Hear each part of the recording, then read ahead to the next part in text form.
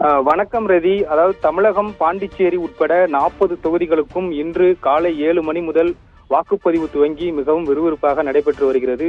குறிப்பாக திருவாரூர் மாவட்டம் முத்துப்பேட்டை அருகே முனாங்காடு என்ற பகுதி உள்ளது. இந்த பகுதியில் பல ஆண்டுகளாக அடிப்படை வசதிகள் செய்து தர வேண்டும் என அப்பகுதி மக்கள் கோரிக்கை வைத்த நிலையில் இதுவரை தற்போது வரை எந்தவித அடிப்படை வசதிகளும் செய்து தராத காரணத்தினால் தேர்தலை புறக்கணிக்கப் போவதாக அறிவிப்பு வெளியிட்டிருந்தனர். இந்த நிலையில் அதிகாரிகள் தரப்பில் பேச்சுவார்த்தை யாரும் முன்வராத காரணத்தினால் வாக்குப்பதிவு நாளான இன்று முனாங்காடு பகுதி பொதுமக்கள் வாக்களிக்க வராமல் தேர்தலை புறக்கணித்துள்ளனர். இதனால் வாக்குச்சாவடி வெறிச்சோடி காணப்படுகிறது.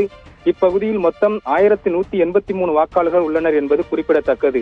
பொதுமக்கள் யாரும் வாக்களிக்க வராததால் இந்த பகுதியில் வசிக்கும் 2 அரசு ஊழியர்கள் மட்டும் வாக்களித்துள்ளனர் என்பது குறிப்பிடத்தக்கது.